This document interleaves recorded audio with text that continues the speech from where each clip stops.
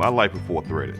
Just to add some color to my personality and upbringing, I grew up in the heart of Dixie, Birmingham, Alabama, with parents who experienced the Jim Crow firsthand. So they raised me through their eyes and their experiences. So that's shaped my world. I can even look back as a teenager. I was a part of a militant religious organization, and I was taught to hate white people, and white people was the devil and the enemy. I was the stereotypical angry black guy, without even realizing it. Always looking around the next corner to see what scary white man was gonna come out and get me, subconsciously, right? In all my actions and the way I approach people in relationships. So, moved in Dallas 2011, and I quickly realized that I had a problem, and realized that my bubble in Birmingham was smaller than I had realized.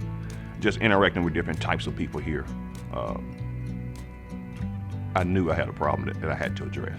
I got invited to one of the reconciliation groups you guys had, and from the moment I sat down at one of the tables, they had small round tables. Again, being the angry black guy, I thought I was there to teach.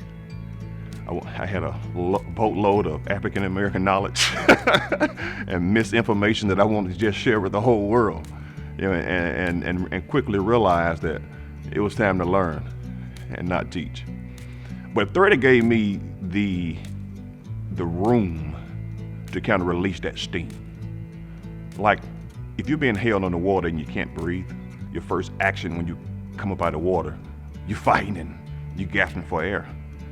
But at some point you realize there's no one to hold you down anymore, right? So you have to release that, kind of swing the pendulum all the way to the other side and then allow it to settle.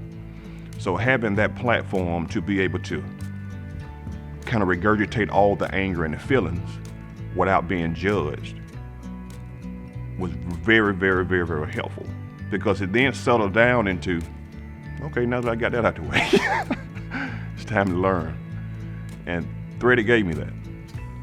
And just going through the experiences and talking to the other people, I realized that the first half of my life, I've been robbed of a relationship. I've been robbed of the experiences that God had for me through other people. God uses people and their experiences to enhance your life. And so, because I was not engaging in certain relationships, I was not experiencing the fullness of what God had for me. Because through those relationships, I was able to experience God in so many different other ways and understand and see Him in so many different ways. So I was able to now look at a white guy and see Christ inside of them and not see some white guy named Jim. And to be able to have a conversation and understand that, hey, we all want the same things here. And so my spiritual life grew tremendously because I was opened up to more relationships and through other people. It changed my life. It was definitely a trajectory moment. I look at my life now. My mentor, her name is Jan Tennyson. She runs a nonprofit that I volunteer for. She's an 83-year-old white woman. If you would have told me 5 years ago that I would be looking up to an 83-year-old white woman and being reprimanded and just loving on her and being there with her, I would have called you crazy. But I think that just shows how much my life has changed, and my mind and my heart to being open to other experiences that God has for me. I couldn't go back. It'd be like asking me to go back to prison or something. I can't. Impossible.